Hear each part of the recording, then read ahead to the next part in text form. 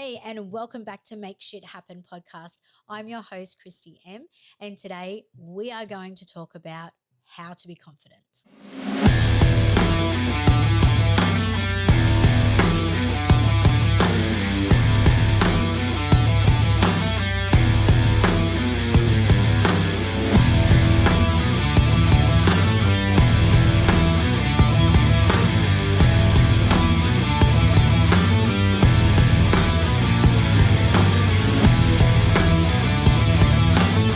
Come on in, guys. Come on in. Get yourself comfy. I am so pumped to talk about this. This is a subject that I really love coaching and teaching my apprentices and other hairstylists out there how to gain confidence behind the chair.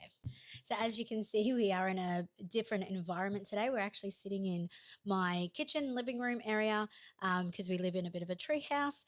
Maybe one podcast will take you on a bit of a tour around where we live. It is absolutely magical where we live. We're on the Brisbane River and we're actually in a gully. So, we actually live in a little bit of a rainforest. We built this little shack where myself, my hubby, and my two boys live, and it's just amazing. It's beautiful. So, welcome to my lounge room. Welcome back to the podcast. So, I am so pumped about talking about this subject, confidence.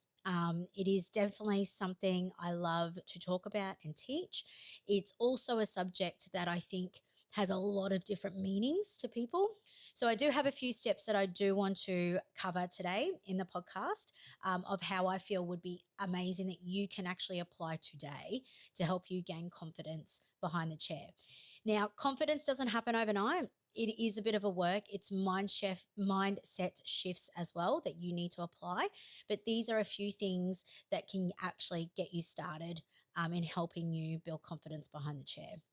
So my first step is to do your thing. So whatever you feel passionate about, learn it and do it. So when you get up in the morning and you know that you love making people feel amazing behind the chair, and you think, okay, I actually want to niche my training down into being the best colorist in town.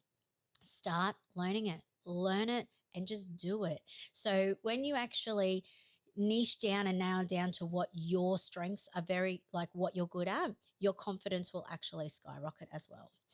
The second step is immerse yourself daily in the thing that you want to do. So research it, practice it, practice it, practice it, practice it. I cannot stress practice enough. You want to practice it until you cannot get it wrong. So follow inspirational people. This is something that I definitely encourage my apprentices and hairstylists in my salons to do when they set up their social media accounts is to follow inspirational people that they love, that inspire them, that motivates them in the thing that they would love to do. There are so many amazing hairstylists globally.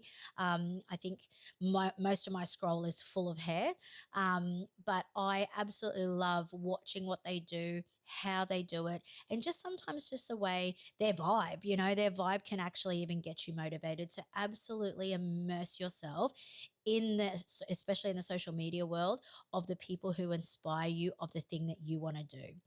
Reach out to mentors.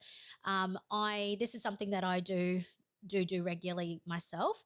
Is because I even though I'm a mentor, I think everyone needs a mentor at some stage in their life, whether it's a life coach or a business coach or a hairstylist coach, a hair educator. It just helps you keep you on your right track, and make sure to know that you're not alone. Like, there are so many people out there who are niching down, who are doing the same thing. But it's just really, really cool to have someone in your corner that you can reach out to, chat to, or have done the thing that you've done. Because that's another thing, when you follow people or reach out to mentors that have achieved, who are maybe on chapter 20 and you're only on chapter 1, it's someone that you can look up to and aspire to be. So to ask them questions, how did you do this? How did you get that? Most mentors out there absolutely love telling you how they did their thing.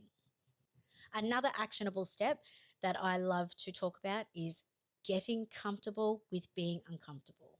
Now, let's face it, everybody hates being uncomfortable. But to tell you the truth, on the other side of being uncomfortable is growth. is confidence. And it's like, holy shit, I can actually do the thing. So I don't know if anybody has listened to my last podcast, fuck fear and do it anyway. This is part of being uncomfortable, because we always have that fear of being judged, what other people are going to think. Are we going to be perfect? No, we're not going to be fucking perfect at it. We need to make mistakes to get through and push through that fear. So, in order to make mistakes, we need to feel uncomfortable. So, you have to be comfortable in feeling uncomfortable. Same with going to the gym. If you go to the gym and do your biceps and stretch your muscles, it's actually making your muscles uncomfortable to be able to grow. So it's the same thing applies in when you're learning anything new, is to make yourself feel uncomfortable. So it's one of my, it is my third tip, but it is probably one of the hardest things, because I know when I was apprentice, and if my boss is listening, many moons ago when I was learning hairdressing in my apprenticeship, I used to chuck the biggest tantrums. Oh God, I feel sorry for my boss back then.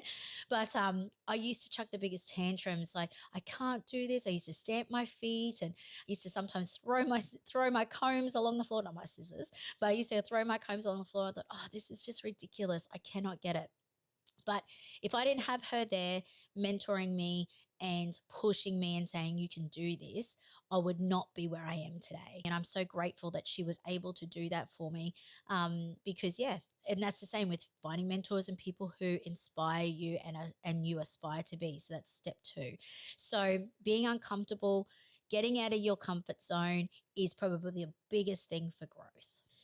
The next step that I know that you can put into action today is also really thinking about, if you are to have the confidence that you are wanting, what does that person look like?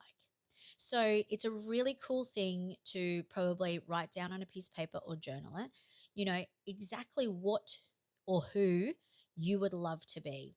So when you write this down and you have this avatar of, okay, this is what I'm going to be, this is what I'm going to do, this is what I'm going to achieve, and this is the person I'm going to become when I do this thing. So when you have that, you need to then show up as her or him. So when you have this avatar, I want you then every day to get up and be that person. Dress the way they're going to dress, smell how they're going to smell, do the morning routine or the daily routine that they will do if they have this confidence. Because the more that you actually be this person, step into the role and that person that you are wanting to be, it will actually be real. It would actually make you feel like, hell yeah, I can actually do this. So it actually gives you more confidence, and you can actually feel and see how you're going to be at the end of this journey. So imagine who you want to be, write your avatar, how you're going to feel when you achieve the thing that you want to achieve, and step into that person. Get up in the morning and be that person that you're going to be. The last step that I'm going to talk about today is take responsibility for your success. This is one of probably the biggest inspirational quotes that I heard the other day. And it's absolutely mind blowing. You are the author and the creator of your life, no one else. So start taking responsibility for it. Wow, that hits hard. So responsibility and accountability are intertwining words. So, you know, take accountability. Whatever thoughts and energy that you put out into this world, that's what you're going to get back. So take responsibility for it. So if you are going to put out there, you are going to be confident, you're going to do this thing and a step out of your comfort zone, fuck, you're going to be and you're going to get that back tenfold. So take responsibility for it. If somebody says, God, you're doing so well, say thank you. Like, reply with a thank you. Don't go, oh, well, don't play it down. Take responsibility for your success. You're the one that did this. So let's recap my 5 steps to gain more confidence behind the chair. Learn the thing. Whatever lights you up, whatever your passion is, learn it. Second thing is immerse yourself in the thing that you love to do. Research, practice the thing so you don't get it wrong. Follow inspirational people, reach out to mentors who have achieved the thing that you want to do. Get comfortable with being uncomfortable, stepping outside your comfort zone, and fuck fear and do it anyway. Imagine what this person that you want to become looks like. Show up as them every day. Step into that role. Dress the way they dress. Do their routine that they would be doing day in, day out. Step into that role and show up as them. Lastly, take responsibility for your success. You're the one that's doing this. You are the author and the creator of your life, no one else. So start taking responsibility for what you have achieved. Be proud of yourself. I hope everyone has enjoyed this podcast today. We have got a special guest next week. I cannot wait to interview her. It's all about how to deal with grief and anxiety in the workplace. So make sure you join us next week.